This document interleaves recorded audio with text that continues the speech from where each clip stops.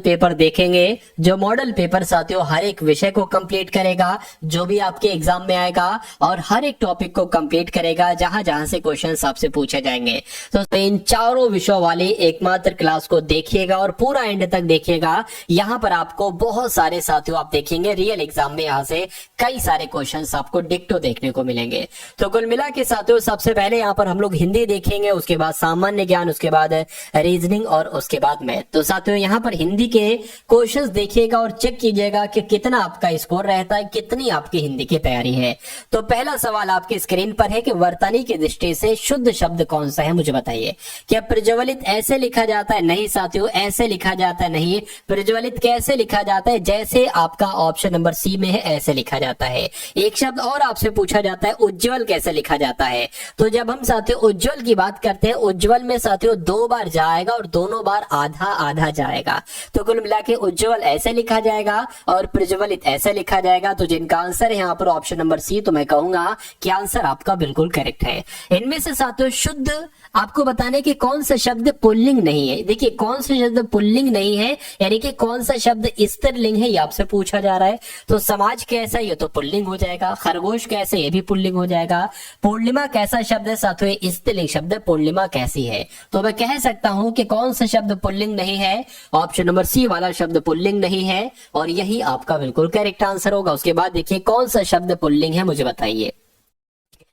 यहां पर अगर बात करें साथियों, देखिए परीक्षा कैसी है, स्त्रीलिंग हो जाएगा। चालाकी कैसी है, ऋतु कैसी है। घाघरा कैसा है, आप घाघरा के साथ साथियों कैसा शब्द का इस्तेमाल होगा, जिन शब्दों के साथ कैसा हो वो आपके पुल्लिंग होते हैं। और अगर बात करें साथियों जिन शब्दों के साथ कैसी लग जाए, ये खुद ऑटोमेटिक लगेगा साथियों, वो आपके स्त्रीलिंग शब्द होते हैं। उसके बाद देखिए अगला सवाल है कि राष्ट्रीय जागरण क्या लिखा हुआ है साथियों, यहाँ पर राष्ट्रीय लिखा हुआ है। राष्ट्रीय जागरण और सांस्कृतिक विकास के ओजस्वी कवि के रूप में प्रसिद्ध हैं। तो साथियों कौन प्रसिद्ध है, अगर ये सवाल आपसे पूछा जाए ना, तो रामधारी सिंह दिनकर आपको बताना है, क्योंकि रामधारी सिंह दिनकर ही राष्ट्रीय जागरण और सांस्कृतिक विकास के ओजस्वी कवि के रूप में प्रसिद्ध हैं। उसके बाद देखिए अगला सवाल है कि निम्नलिखित विकल्पों में से नीचे दिए गए शब्द का बहुवचन बताइए। यानी कि अगर आपसे एग्जाम में पूछा जाए कि माता का बहुवचन क्या होगा, तो आप क्या माता श्री बताओगे? नहीं, आप क्या बताओगे साथियों, माताएं बताओगे। तो कुल मिला कि आपका राइट आंसर जो जाएगा वो किस ऑप्शन के साथ जाएगा, वो ऑप्शन नंबर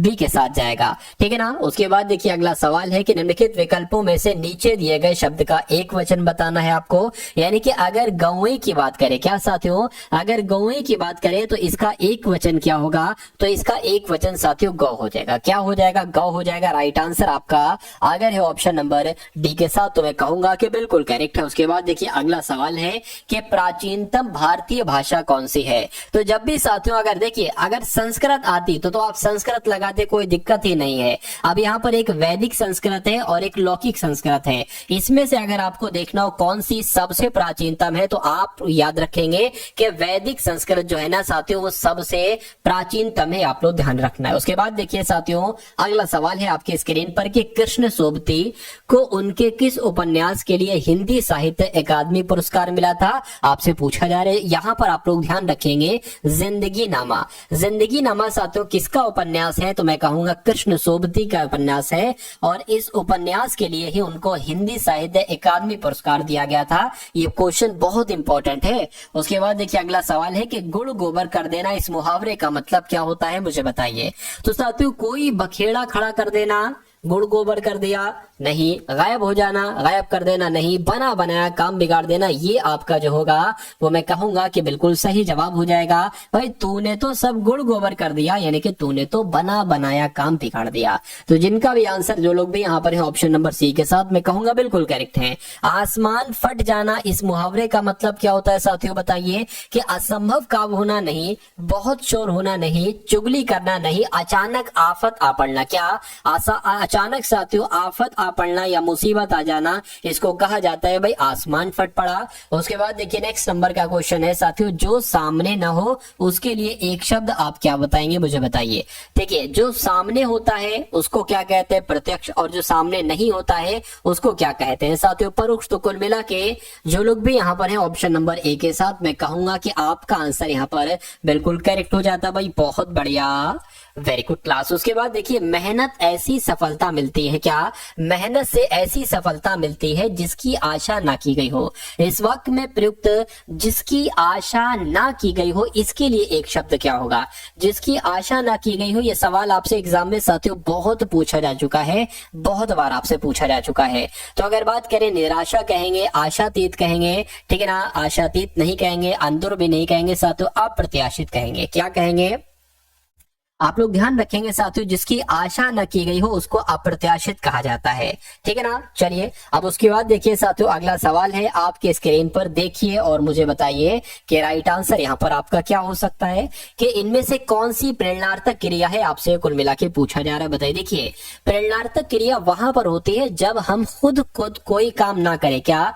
खुद वो काम हम ना करें, हम दूसरे इंसान से वो काम करवाए, तो उस शब्द में एक तरीके से क्या होगी? प्रेरणार्थक क्रिया होगी। तो चलना, यहाँ पर खुद चला जा रहा है, खुद चल रहे हैं, ये प्रेरणार्थक क्रिया नहीं होगी। पढ़ाना, देखिए अगर पढ़ रहे यहाँ पर लिखा होता पढ़ना, तो वो अलग होता, लेकिन पढ़ाना यहाँ पर क्या है? दूसरा काम कर रहा है। अरे भाई, आप तो देख रहे हो पढ़ वो रहा है, तो पढ़ाना, तो मैं कहूंगा ये आपका कैसा शब्द हो जाएगा? ये प्रेरणार्थक क्रिया हो जाएगी, और यही आपका बिल्कुल सही जवाब। यहाँ पर उठना, आप खुद उठे, गिरना, यहाँ पर आप खुद गिरे, गिराया नहीं। अगर गिराया होता तो मैं कह सकता था एक पल। तो कुल मिला के आपका राइट आंसर अगर है ऑप्शन नंबर बी के साथ, तो मैं कहूंगा कि आपका आंसर बिल्कुल करेक्ट है। सभी दोस्तों की रिक्वायरमेंट पे एक बहुत बड़ा ऑफर लेके आ चुका हूँ मेरे दोस्तों। इस प्रैक्टिस सेट के ऊपर आपके लिए एक अच्छा ऑफर है, जहाँ से कि अब आपको ये प्रैक्टिस सेट लगाओगे और सबसे सस्ता प्रैक्टिस सेट मिलने वाला है आज तक के यूट्यूब के इतिहास में। दोस्त, जो ऐसे जीडी के हमारे 15 प्रैक्टिस सेट की मैं सीरीज लेकर आया हूँ, उसके अंदर मैंने आपको कहा था मेरे भाई कि इन 15 प्रैक्टिस सेट जो आपके सामने हैं हमारे YouTube channel all exam class के ऊपर, जिससे आप कैसे प्राप्त कर सकते हो, तो ये व्हाट्सअप नंबर आपके सामने दिया है, इस पर मैसेज कीजिए। और ये प्रैक्टिस सेट जो आपको 300 रुपये मिलते हैं, उनकी मैंने प्राइस रखी थी गुण 50 रुपये। अब इनसे भी माइनस करके मेरे दोस्त मैंने कर दिया है 30 रुपये, मात्र 30 रुपये अंतिम दिनों में इस प्रैक्टिस सेट को आपको लगाने के लिए। गुण 50 से भी माइनस करके, क्योंकि बहुत सारे बच्चों का कमेंट आ रहा है, सर हम इतना पैसा पे नहीं कर पा रहे हैं, पास पैसे नहीं है, तो उसके लिए मैंने मात्र 30 रुपये कर दिए हैं। और 15 प्रैक्टिस सेट मिल रहे हैं, यानी 2 रुपये में प्रैक्टिस सेट जरूर लगाना चाहिए अगर सिलेक्शन चाहिए, क्योंकि 70% कोर्स इस प्रैक्टिस सेट से ही मिलने वाला है आपको। तो देखते हैं कितने बच्चे लगाते हैं, बढ़ते हैं क्वेश्चन की ओर मेरे भाई।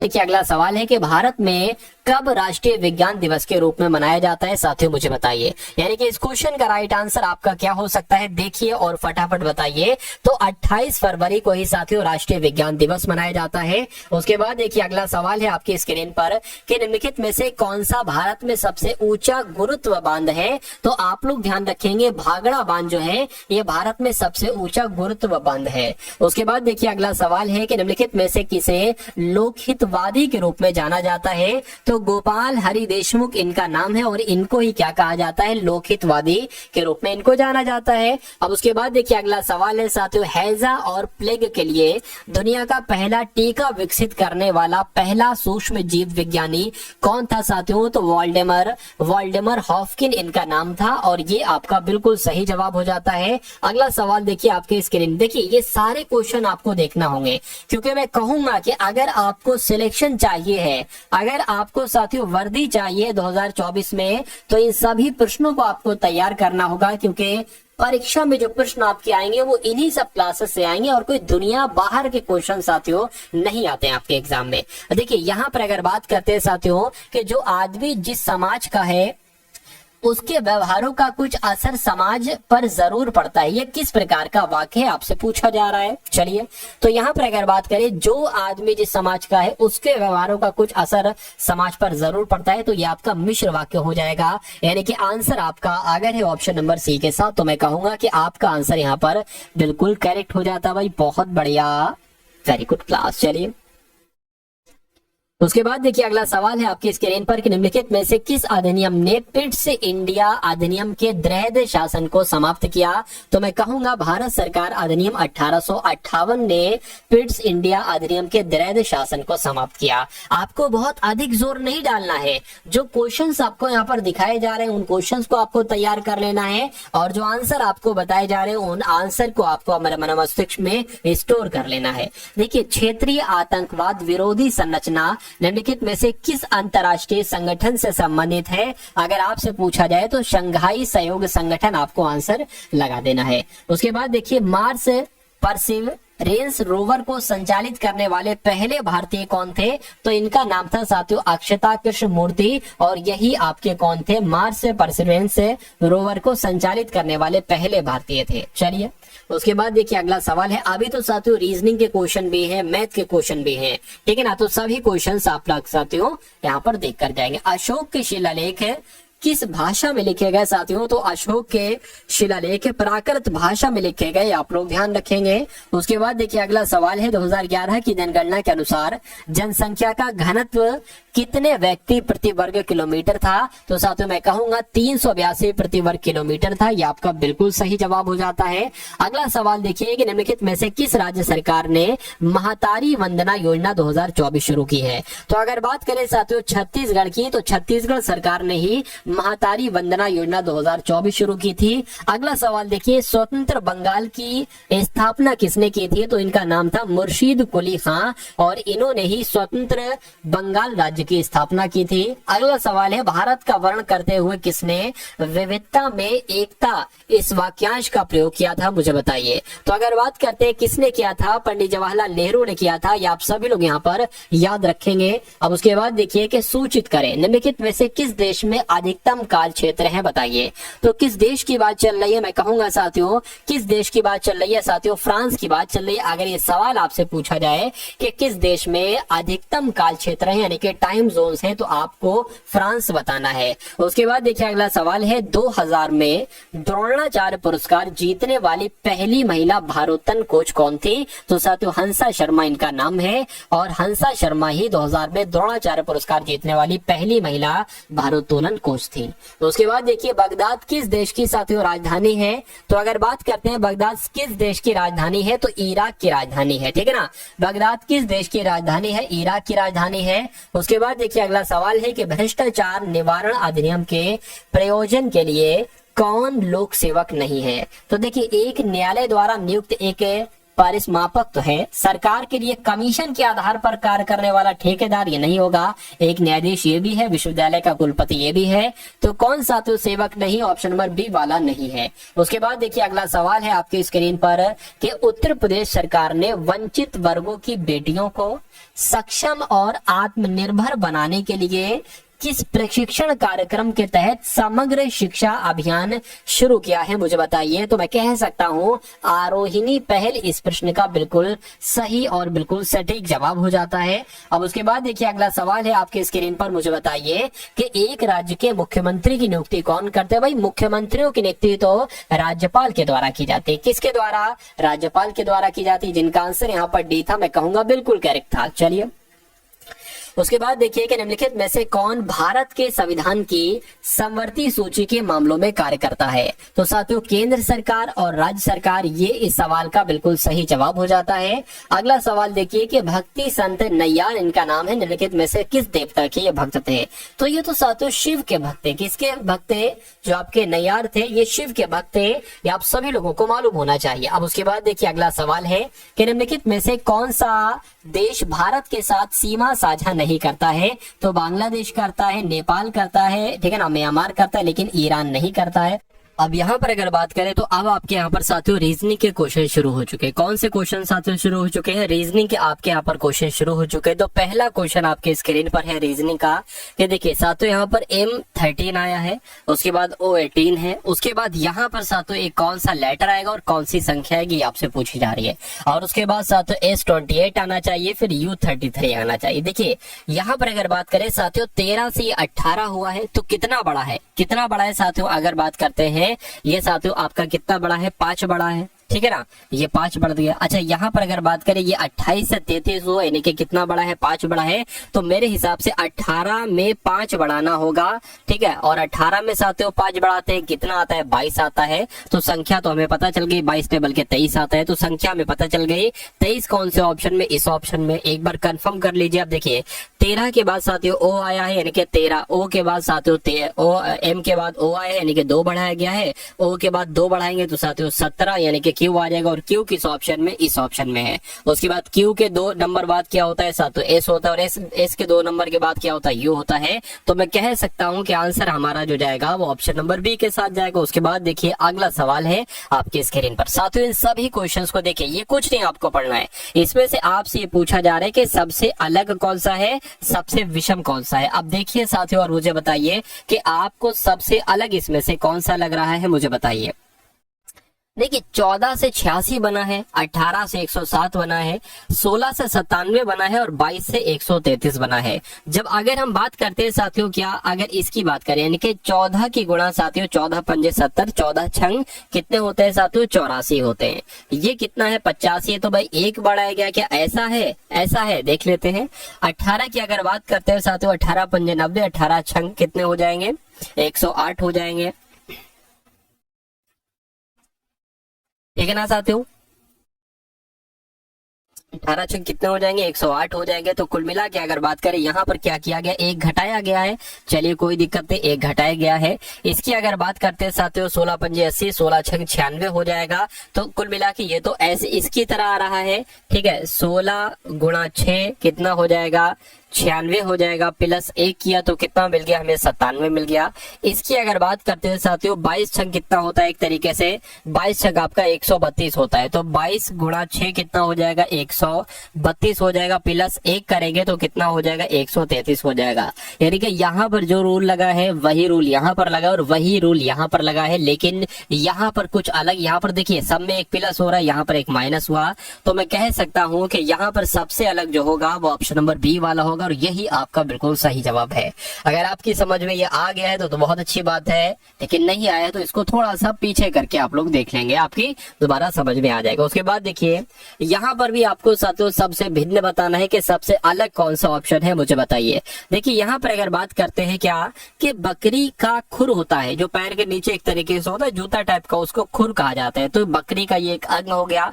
कछुए की खोल होती है, ये भी साथियों एक अंग हो गया। और मछली का गलफड़ा ये भी अंग होता है, लेकिन डॉल्फिन के पंख नहीं होते हैं। तो नहीं होते हैं, मैं कहूंगा कि सबसे अलग इसमें ऑप्शन कौन सा होगा, ऑप्शन नंबर ए होगा, और यही आपका बिल्कुल करेक्ट आंसर है भाई। बहुत बढ़िया, वेरी गुड क्लास। साथियों अभी हम लोग रीजनिंग देख रहे हैं, उसके बाद साथियों कुछ देर बाद आप लोग यहाँ पर मैथ के क्वेश्चंस भी देखेंगे, ठीक है ना। तो जिन लोगों ने वीडियो को लाइक नहीं किया साथियों, सभी लोग वीडियो को लाइक कर दीजिए एक बार, और बता दीजिए कि इस क्वेश्चन का राइट आंसर आपका क्या हो सकता है। चलिए साथियों यहाँ पर 35 से 6 बना दिया गया है, तो 63 से यहाँ पर क्या बनाया जा सकता है, मुझे बताइए।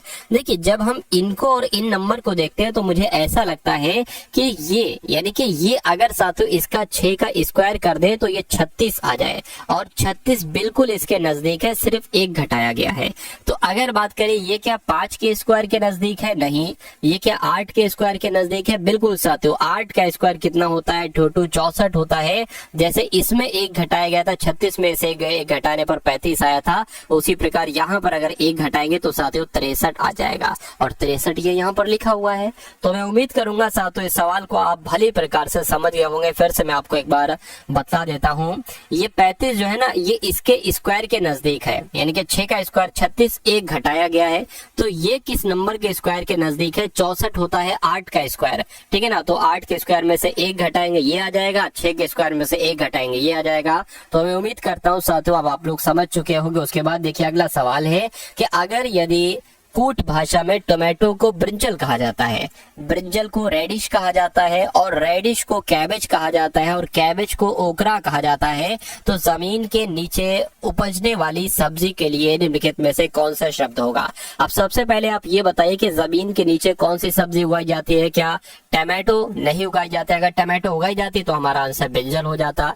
क्या ब्रिंजल उगाया जाता है? नहीं। अगर ब्रिंजल उगाया जाता तो रेडिश हो जाता, ठीक है ना। रेडिश उगाया जाता है, यानी कि जमीन के नीचे रेडिश उगाया जाता है, और यहाँ पर रेडिश को क्या कहा गया है, कैबेज कहा गया है। तो मैं कह सकता हूँ कि कैबेज आपका बिल्कुल सही और सटीक जवाब हो जाएगा, क्योंकि पूछा गया था कि जमीन के नीचे उगने वाली, ठीक है ना, उपजने वाली सब्जी के लिए कौन सा शब्द आएगा। तो मैं कहूंगा रेडिश के लिए कैबेज शब्द आएगा, और यही आपका बिल्कुल सही जवाब हो जाता। उसके बाद देखिए अगला सवाल है साथियों आपकी स्क्रीन पर, देखिए और मुझे बताइए कि आपका राइट आंसर यहाँ पर किस ऑप्शन के साथ जाएगा। देखिए कि एक निश्चित कोट भाषा में प्ले ग्राउंड को क्या लिखा गया है। प्ले ग्राउंड की अगर बात करें साथियों तो ये लिख दिया गया है OKZXFQNTFC लिख दिया गया है। साइंस के लिए क्या लिख दिया गया है, RBHD MBD लिख दिया गया। तो आपसे पूछा जा रहा है कि टाइपराइटर के लिए क्या शब्द लिखा जा सकता है, ये कुल मिला के आपको यहाँ पर बताया जा रहा है। चलिए तो कुल मिला के अगर बात करें साथियों, देखिए P होता है 16 पर और O होता है 15 पर, यानी कि 1 घटाया गया है।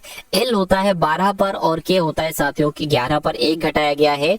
D होता है साथियों 4 पर, C होता है 3 पर, 1 घटाया गया है। O होता है साथियों 15 पर, ठीक है ना, 1 2 3 4, 1 2 3 4, हाँ O 15 पर होता है, N 14 पर होता है, 1 घटे, यानी कि इसमें की अगर बात करें S होता है 19 पर और R होता है 18 पर, 1 घटाया गया। इसमें से भी साथियों एक ही 1 घटाया जा रहा है सब में से, तो मैं कह सकता हूं कि T में से 1 घटाएंगे तो साथियों S आ जाएगा, Y में से 1 घटाएंगे तो X आ जाएगा, ठीक है ना, और यहाँ पर P में से 1 घटाएंगे O आ जाएगा, फिर D आ जाएगा, फिर V, फिर Q, और फिर साथियों आपका कितना आ जाएगा, H आ जाएगा, फिर S आ जाएगा, फिर Q आ जाएगा। और ऐसा कौन से ऑप्शन में लिखा हुआ है, ऐसा कौन से ऑप्शन में लिखा हुआ है, SXO साथियों आपका यहाँ पर लिखा हुआ है, DV यहाँ पर आपका लिखा हुआ है, ठीक है ना, और CP अगर बात करें SQ होना चाहिए, SQ यहाँ पर नहीं। भाई क्या बात है, SQ यहाँ पर नहीं। देखिए ये तो नहीं हो सकता, शुरू में नहीं, ये भी नहीं हो सकता, ठीक है ना, तो कुल मिला के यहाँ पर कुछ मिस्टेक हुई है क्या, अच्छा DQ ही यहाँ पर आएगा भाई। अरे भाई E से पहले क्या आता है, S थोड़ी ना आता है, D आता है, ठीक है। और उसके अलावा अगर बात करते हैं यहाँ पर थोड़ा सा मिस्टेक हो गया, एक बार मैं दोबारा से आपको यहाँ पर बता देता हूँ। देखिए आपको कुछ नहीं करना है, सबसे पहले देखना है T से पहले क्या आता है साथियों, S आता है, Y से पहले क्या आता है, X आता है, उसके बाद P से पहले O, फिर D, फिर V, ठीक है ना, फिर Q, और उसके बाद साथियों H आ जाएगा और S आ जाएगा और फिर D आ जाएगा और फिर Q आ जाएगा। तो ऐसा कहां पर लिखा हुआ है, ऑप्शन नंबर D में लिखा हुआ है। उसके बाद देखिए अगला सवाल है आपकी स्क्रीन पर, देखिए और बताइए सही जवाब क्या होगा। यहाँ पर अगर बात करें, सलोनी कार्तिक के इकलौते बेटे की पुत्री, बहुत ध्यान से देखिएगा इस सवाल को। सलोनी कौन है, ये कार्तिक के इकलौता बेटा। मान लीजिए यहाँ पर साथियों अगर बात करते हैं, कोई कार्तिक है, कार्तिक का कोई बेटा है जो कि इकलौता बेटा है, कार्तिक का इकलौता बेटा है, और उसकी बेटी कौन है, सलोनी है। तो मैं कह सकता हूँ कार्तिक के इकलौता बेटा है कोई और उसकी बेटी कौन है, सलोनी है। उसके बाद लिखा हुआ है कि निरुपमा दीपक की माँ है, ठीक है ना, निरुपमा हम कह सकते हैं साथियों दीपक की माँ है, ठीक है। दीपक की माँ कौन है, दीपक की माँ साथियों निरुपमा है, यहाँ पर कहा गया है। जितना जितना कहा गया है ना उतना उतना आप कर लीजिए, ठीक है। उसके बाद लिखा है यामिनी के इकलौते बेटे अंकित की शादी निरुपमा के साथ हुई है, यानी कि अगर बात करते हैं साथियों, निरुपमा की शादी किसके साथ हुई है, अंकित के साथ हुई है, ठीक है ना। अंकित के लिए डबल मैंने कर दिया। चलिए क्या कहा गया है, यामिनी के इकलौते बेटे अंकित की, यानी कि ये जो है ना अंकित, ये यामिनी का इकलौता बेटा है, ये यामिनी का इकलौता बेटा है अंकित, और इसकी शादी निरुपमा के साथ हुई है और निरुपमा का एक बेटा है दीपक। उसके बाद क्या कहा गया, कार्तिक दीपक के दादाजी हैं, यानी कि दीपक के दादाजी हैं साथियों कार्तिक, यानी कि कहने का मतलब ये है, कि साथियों दीपक के पिता कौन हुए, दीपक के पिता अंकित हुए, अंकित के पिता कौन हुए, कार्तिक हुए। यानी कि मैं कह सकता हूँ कि ये दोनों हस्बैंड वाइफ हैं, ठीक है ना, यामिनी और कार्तिक हस्बैंड वाइफ है, ठीक है ना। और उसके अलावा साथियों यामिनी और कार्तिक का एक बेटा है, कौन है, अंकित, और अंकित की बीवी कौन है, निरुपमा, और अंकित का बेटा कौन है, दीपक। अब आपसे पूछा गया है कि कार्तिक अंकित से किस प्रकार संबंधित है, तो अंकित क्या कहेगा कार्तिक को, अरे भाई अंकित की माँ यामिनी है, यामिनी के पति कार्तिक है, तो जाहिर सी बात है अंकित के पिता कौन होंगे, कार्तिक होंगे, यानी कि अंकित क्या कहेगा कार्तिक को, तो साथियों पिता कहेगा। तो कुल मिला के आपका राइट आंसर जो जाएगा वो ऑप्शन नंबर 3 के साथ जाएगा। उसके बाद देखिए अगला सवाल है आपके स्क्रीन पर, इसको मैं थोड़ा आपके लिए क्या कर देता हूँ साथियों, आपके लिए यहाँ पर जूम कर देता हूँ इसको थोड़ा। चलिए अब यहाँ पर अगर बात करते हैं साथियों, डायरेक्शन वाला क्वेश्चन है, बिल्कुल डायरेक्शन वाला क्वेश्चन है। तो इस क्वेश्चन को देखिए और मुझे बताइए सही जवाब क्या होगा। कि रोहित एक बिंदु P से शुरू करता है और 4 किलोमीटर पूरब की दिशा की ओर यात्रा करता है साथियों, और Q तक पहुंच जाता है। यानी कि अगर बात करते हैं साथियों, P से ये शुरू करता है और 4 किलोमीटर चलता है बिल्कुल, और ये Q तक पहुंच जाता है। उसके बाद कहा गया है कि फिर वो बाएं मुड़ता है और एक बिंदु R तक पहुंचने के लिए 7 किलोमीटर चलता है। तो मान लीजिए साथियों बाएं मुड़ा और 7 7 किलोमीटर चला और कहाँ तक पहुंच गया, आर तक पहुंच गया। ठीक है, आर तक पहुंच गया। उसके बाद कह रहे हैं कि 7 किलोमीटर यात्रा करता है, यदि वह फिर बाएं मुड़ता है। ठीक है भाई साहब, हमने बाएं मोड़ दिया और कह रहे पी और क्यू के बीच की तय की गई दूरी के 7 गुना यात्रा करता है। पी और क्यू के बीच की दूरी कितनी है, 4 है। इसका 7 गुना कितना हो जाएगा, 4 सत्ते 28, यानी कि इधर के लिए जाता है और 28 किलोमीटर की दूरी साथियों तय करता है। ये आपसे पूछा कहा जा रहा है और अपने गंतव्य एस पर पहुंच जाता है, यानी कि अब एस पर पहुंच चुका है। कह रहे कि प्रारंभिक बिंदु उसकी ये है और गंतव्य बिंदु उसकी ये है। इसके बीच की न्यूनतम दूरी क्या होगी, तो इसके बीच की दूरी साथियों यही तो होगी भाई, यही होगी बिल्कुल। अब इस दूरी को आप कैसे निकालेंगे, सबसे पहले ये दूरी कितनी है, देखिए ये दूरी जब 7 है ना तो ये भी दूरी 7 है। ये दूरी कितनी है अगर बात करें, देखिए हम नया एक तरीके से बना रहे, ये दूरी आपसे पूछी जा रही है, ये दूरी कितनी है, 7 है। और ये दूरी कितनी है, ये यानी कि ये यहां से लेकर यहां तक की दूरी कितनी है, टोटल दूरी कितनी थी, 28 थी। ये दूरी कितनी है, 4 है, तो 4 इसमें से घटाओगे तो ये दूरी 24 आ जाएगी।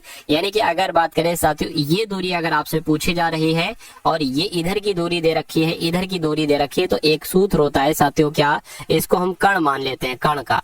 ठीक है ना, एक स्क्वायर होता है, कण का स्क्वायर बराबर एक तरीके से ऊंचाई और एक तरीके से आधार इसको मान सकते हैं। ठीक है ना, ये मतलब ये ऊपर हो गया है, एक तरीके से ऐसे होता है ना, ऐसे होता है, तो ये आधार आपका हो जाएगा, मैं कहूंगा 24 का स्क्वायर हो जाएगा प्लस आपका 7 का स्क्वायर हो जाएगा। 24 का स्क्वायर कितना होता है एक बार देख लीजिए, 4 चौक 16 हो जाएगा, 4 दूना 8 हो जाएगा। ठीक है, 9 हो गया ये आपका, और यहाँ पर 48 आ जाएगा, 6 आ गया, 17 आ गया, 573 हो गया।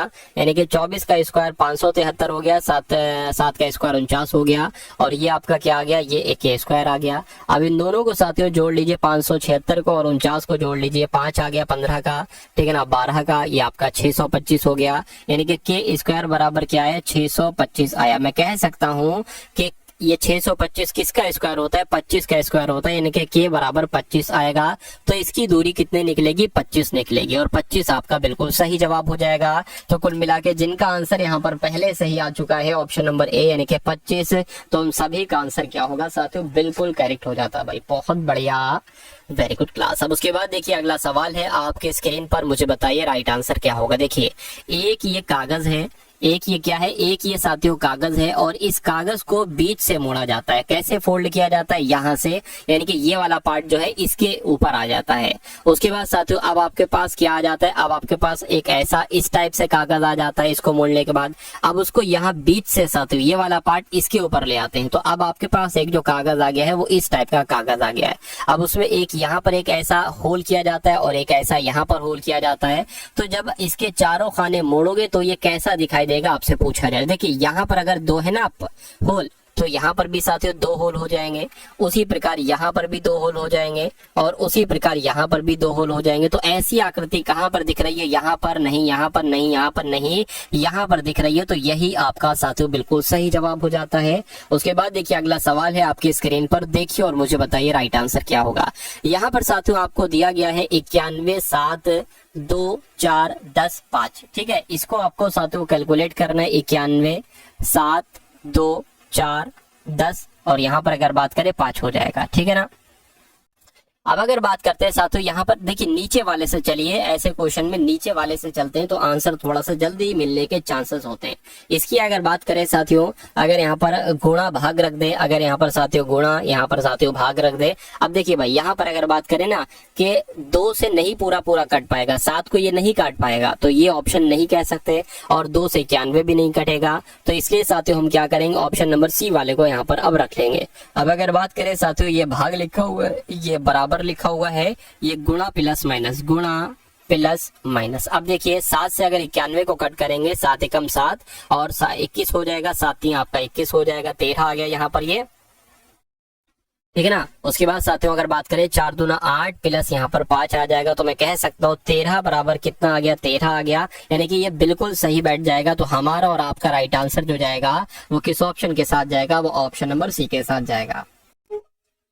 उसके बाद देखिए अगला सवाल है यहाँ पर तन्वी लिखा हुआ है। तन्वी ने 50 मीटर तक अपनी परछाई का पीछा करने के बाद दाएं मुड़ती है। तो अब यहाँ पर अगर बात करें साथियों ये सवाल पैदा होता है कि तन्वी 50 मीटर तक अपनी परछाई का पीछा कर रही है। अब सूरज अगर देखिए पूरब में है सूरज, ठीक है ना, पूरब में है, तो साथियों क्या होगा, तो वो इधर चल रही होगी। अगर सूरज इधर पश्चिम की तरफ है तो किधर चल रही होगी, तो साथियों पूरब की तरफ चल रही होगी। तो यहाँ पर अगर बात करें साथियों हम लोग मान लेते पहले कुछ भी किधर भी चला लेते, तन्वी ने 50 मीटर तक अपनी परछाई का पीछा किया। मान लीजिए अगर बात करें पूरब है, ये साथियों क्या है, ये साथियों पूरब है और सूरज इधर है। तो मान लीजिए साथियों तन्वी किधर जाएगी, तन्वी इधर को जाएगी ना, इधर को तन्वी जाएगी, तभी तो उसकी परछाई पश्चिम की तरफ पड़ रही है।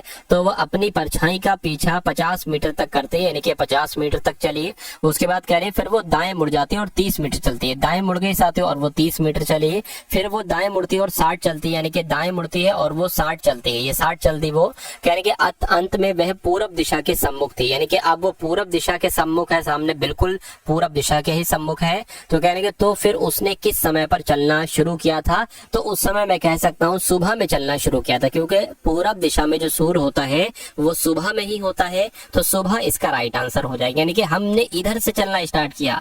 अगर हम इधर से चलना स्टार्ट करते तो हमारा आंसर नहीं आ पाता, ठीक है ना, फिर आपको दोबारा से यहाँ से चलना होता। उसके बाद देखिए अगला सवाल है आपकी स्क्रीन पर, इसको मैं थोड़ा सा साथियों जूम कर देता हूँ, देखिए ठीक है ना, इसको मैं क्या कर देता हूँ साथियों जूम कर देता हूँ। कुछ नहीं करना है, इनको क्रम से बैठाना है। इनको किससे बैठाना है साथियों, क्रम से आपको जो है ना वो बैठाना है बस। चलिए तो अब देखिए साथियों और बताइए कि यहाँ पर आपका सही जवाब क्या होगा। चलिए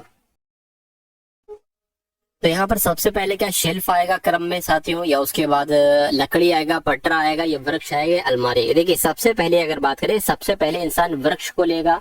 सबसे पहले अब उसने वृक्ष को लिया साथियों, और वृक्ष के बाद वहां से क्या निकालेगा, लकड़ी निकालेगा। यानी कि सबसे पहले 4 फिर 2 हो जाएगा, और 4 2 कहाँ पर है, यहाँ पर है, यहाँ पर है। उसके बाद अगर बात करें देखिए उसने सबसे पहले वृक्ष लिए, फिर उससे लकड़ी निकाली, ठीक है ना। उसके बाद साथियों क्या निकालेगा, उसके बाद वो पटरा बनाएगा, तो ये आपका 3 हो जाएगा। और उसके बाद अगर बात करते हैं साथियों क्या बनाएगा, उसके बाद शेल्फ बनाएगा, ठीक है ना। और फिर साथियों अलमारी आपकी तैयार हो जाएगी। तो मैं कह सकता हूं क्या कि 42315 कहां पर लिखा हुआ है, 42315 आपका ऑप्शन नंबर डी में लिखा हुआ है। मैं आपको दिखा देता हूं, ठीक है ना, कहां पर लिखा हुआ है, ऑप्शन नंबर डी में लिखा हुआ है। तो यही आपका क्या होगा, बिल्कुल सही जवाब हो जाएगा। उसके बाद देखिए अगला सवाल है आपकी स्क्रीन पर, बताइए कि CL को अगर 36 लिखा जा सकता है तो FP को क्या लिखा जाएगा, मुझे बताइए। देखिए CL की अगर बात करें, ये होता है आपका 3 पर और L होता है 12 पर। इसकी गुणा करेंगे तो 12 3 कितना होता है, 36 होता है। F होता है 6 पर और साथियों ये होता है 16 पर, यानी कि 16 85, 16 6 96। तो 96 के ऑप्शन में है, मैं कहूंगा बिल्कुल ऑप्शन में है, ऑप्शन नंबर ए में है, और यही आपका सही जवाब है। उसके बाद देखिए अगला सवाल है आपसे यहाँ पर पूछा जा रहा है साथियों, देखिए बहुत ध्यान पूर्वक आपको देखना है और मुझे बताना है कि राइट आंसर क्या होगा। देखिए कि एक पार्क में एक महिला को दिखाते हुए विनीत, यानी कि मान लीजिए आप विनीत हैं और आप एक महिला की तरफ देखकर कह रहे हैं कि वो महिला कौन है आपकी, देखिए कि वह, आप कह रहे हैं कि वह मेरे दादाजी के एकमात्र पुत्र, यानी कि आपके दादाजी के एकमात्र पुत्र कौन होंगे, आपके पिता होंगे, यानी ठीक है, यानी कि आपके पिता की पुत्री, यानी कि आपके पिता की पुत्री कौन हो जाएंगी साथियों, आपकी बहन हो जाएंगी। तो वो महिला जो है ना वो आपकी बहन है। तो विनीत उस महिला से किस प्रकार संबंधित है, यानी कि वो महिला विनीत को क्या कहेगी, तो भाई कहेगी, इसलिए भाई आपका बिल्कुल सही जवाब हो जाएगा। उसके बाद देखिए अगला सवाल है आपके स्क्रीन पर साथियों, मुझे बताइए। चलिए तो साथियों जिन लोगों ने भी अगर बात करते हैं यहाँ पर वीडियो को लाइक नहीं किया तो तुरंत साथियों वीडियो को लाइक कर दीजिए, और जो लोग ने भी साथियों अभी तक वीडियो को शेयर नहीं किया तो आप लोग क्या करेंगे साथियों, तुरंत इस वीडियो को भी एक बार शेयर अवश्य कर देंगे। चलिए देखिए इसको मैं थोड़ा सा आपके लिए क्या कर देता हूँ, जूम कर देता हूँ, 1 सेकंड रुकिए। इसको मैंने साथियों आपके लिए ये कर दिया जूम, ठीक है ना।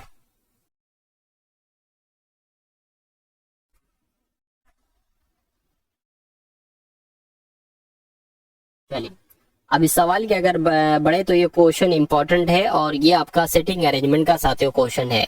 यहाँ पर लिखा हुआ है कि DKMPRS एक गोलाकार मेज के चारों ओर केंद्र की ओर मुख करके बैठी है, यानी कि एक साथियों हम गोला ले लेंगे और उसमें 6 लोगों की बैठने की जगह यहाँ पर बना देंगे। इतनी बात आपको समझ में आ गई। अब यहाँ पर कहा गया है कि पहली लाइन में कहा गया है, पहली चीज जो कही गई है वो क्या कहा गया कि इस R के बाएं तीसरे स्थान पर है। मान लीजिए R यहाँ पर है, कहीं पर भी R को रख लीजिए, लीजिए, कोई दिक्कत नहीं है।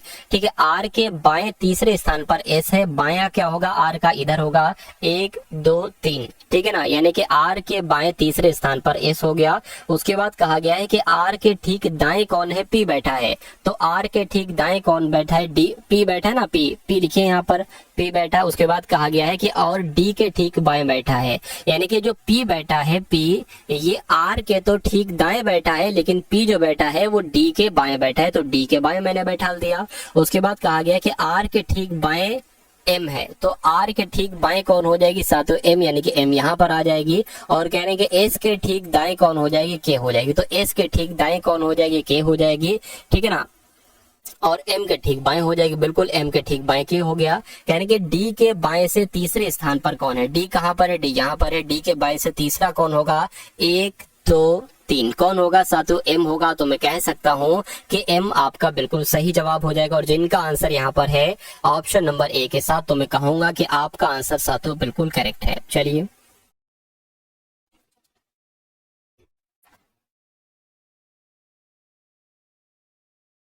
अब उसके बाद देखिए अगला सवाल है आपकी स्क्रीन पर। अब यहाँ पर साथियों कुछ क्वेश्चंस हम लोग देख लेते हैं मैथ के, ठीक है ना, किस सब्जेक्ट के देख लेते हैं, मैथ के साथियों कुछ क्वेश्चंस यहाँ पर अब हम लोग देख लेते हैं। तो पहला साथियों क्वेश्चन आपकी स्क्रीन पर है, देखिए और मुझे बताइए कि आपका सही जवाब यहाँ पर कैसे क्या होगा। देखिए राजीव और अभय एक व्यापार में निवेश करते हैं, यानी कि दो लोग यहाँ पर हैं, एक तो राजीव है और उसके अलावा कौन है साथियों, उसके अलावा अभय हैं।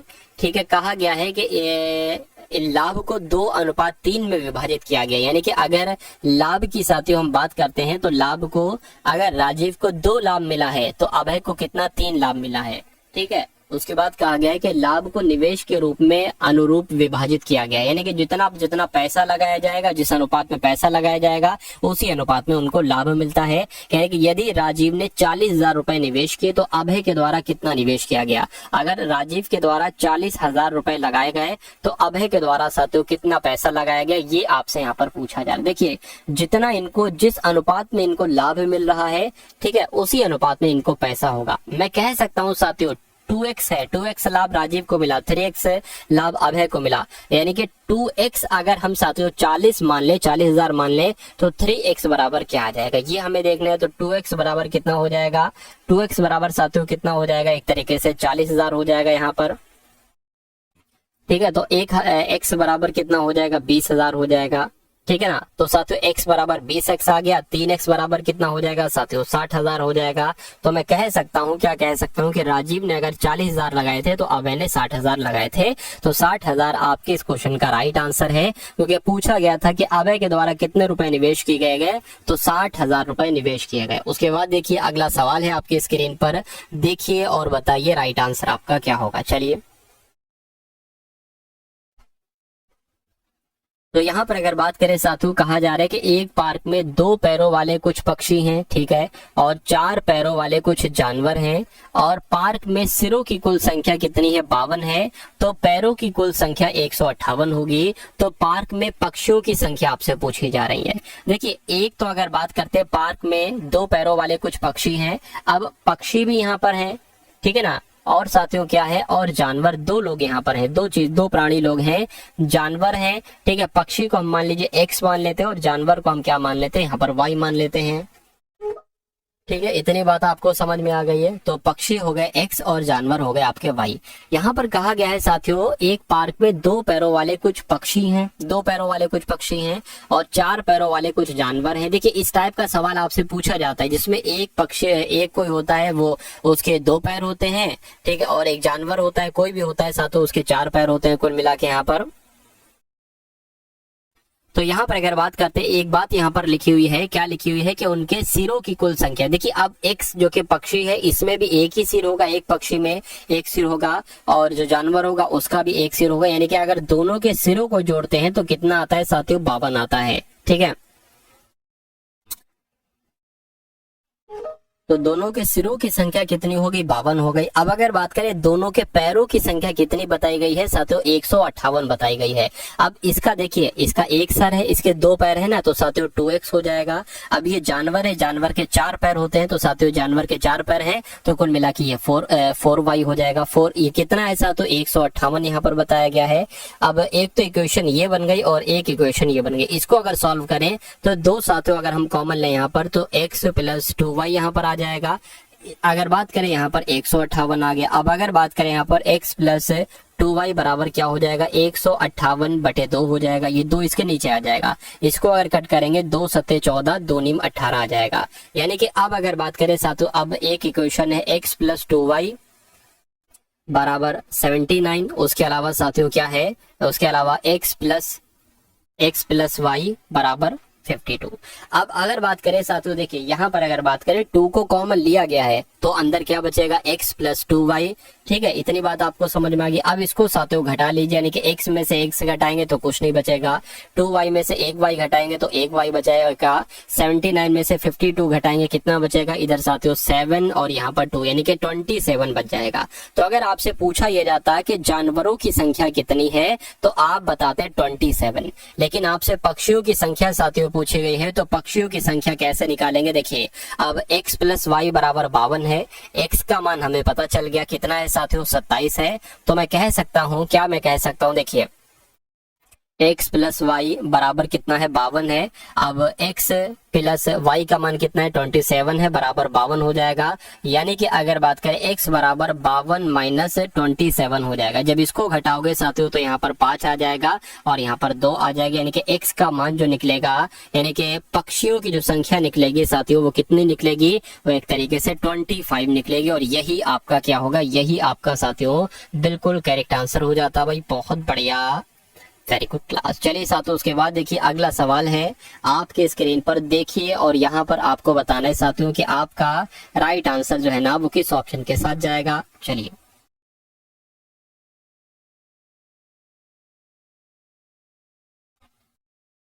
देखिए, यहाँ पर अगर बात करें सवाल में थोड़ी सी साथियों दिक्कत लग रही है, थोड़ी सी गड़बड़ी लग रही है, लेकिन क्या दिक्कत है ये भी मैं आपको यहाँ पर बतला देता हूँ। चलिए, यहाँ पर कहा गया है कि पहली संख्या अन्य दो संख्याओं की का योगफल की, यहाँ पर अगर बात करें साथियों, पहली संख्या अन्य दो संख्याओं के योगफल का 5/6 है। कितना है साथियों, योगफल का कितना है, 5/6 है। इतनी बात आपको समझ में आ गई, 5/6 है। यहाँ पर साथियों क्या लिखा हुआ, अब यहाँ से शुरू हो गया क्वेश्चन, 5/6 है। तो कह रहे हैं तीनों संख्याओं का औसत 26.4 है। तो पहली संख्या क्या होगी, आपसे पूछी जा रही है। देखिए यहाँ पर कहा गया है कि अगर पहली संख्या, क्या कहा गया है, पहली संख्या जो है ना वो दोनों संख्याओं के योगफल का कितना है साथियों, 5/6 है। 5/6 है। तो मैं कह सकता हूं कि ये दो संख्या, यानी कि दोनों संख्याओं का योगफल इधर आ जाएगा। दोनों संख्याओं का योगफल जो है साथियों वो क्या हो जाएगा, आप देखिए आगे यहाँ पर ये दो संख्याओं का ये नीचे आ गया, तो ये क्या हो जाएगा, इसको हम इरेज कर देंगे। यानी कि अब मेरे पास इतना आ गया है कि अगर पहली संख्या 5 है और दूसरी और तीसरी संख्या को जोड़ा जाए तो 6 आता है। इतनी बात आपको समझ में आ गई। इसको हम 5x, इसको हम 6x मान लेते हैं। उसके बाद कहा गया कि तीनों संख्याओं का औसत कितना है साथियों, तीन संख्याओं का औसत कितना है, यहाँ पर आ रहा है, यहाँ पर साथियों 26.4 आ रहा है। तो अगर मैं आपसे पूछूं कि तीनों संख्याओं का योग क्या हो जाएगा, बताइए जरा। अब देखिए यहाँ पर अगर बात करें, यहाँ पर मैं लिख सकता हूँ ये पहली संख्या हो जाएगी, ये दूसरी और तीसरी संख्या हो जाएगी। तो अगर हम इनको जोड़ दें, पहली संख्या और दूसरी तीसरी संख्या ये हो गई, यानी कि मैं कह सकता हूँ साथियों 11x बराबर हो जाएगा। और अगर इन दोनों का योग जोड़ना है तो 26.4 की गुणा 3 से कर दो, तो 26.4 की गुणा साथियों 3 से हो जाएगी। ठीक है, 3 चौक आपका 12, 6 18 आपका 19 हो जाएगा। ठीक है, 6 और 1 7 हो जाएगा, यानी कि कितना हो जाएगा साथियों 79.2 हो जाएगा।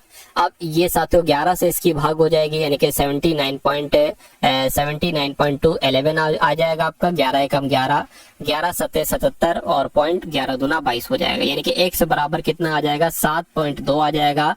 और 7.2 की अगर बात करें, पहली संख्या क्या है ये आपसे पूछी जा रही है। x बराबर आया है 7.2, पहली संख्या है 5x, यानी कि 7.2 की हमें गुणा कराना पड़ेगी 5 से। तो 10 यहाँ पर आ जाएगा 35 और एक आपका कितना आ जाएगा साथियों 36 आ जाएगा, पॉइंट लगा तो यहाँ पर पॉइंट आ जाएगा, यानी कि पहली संख्या जो निकलेगी वो 36 निकलेगी। और 36 आपका कहाँ पर साथियों आंसर जा रहा है, मेरे ख्याल से ऑप्शन नंबर डी में होगा। बिल्कुल साथियों, ऑप्शन नंबर डी में, और यही आपका क्या होगा, बिल्कुल सही और सटीक जवाब हो जाता है भाई।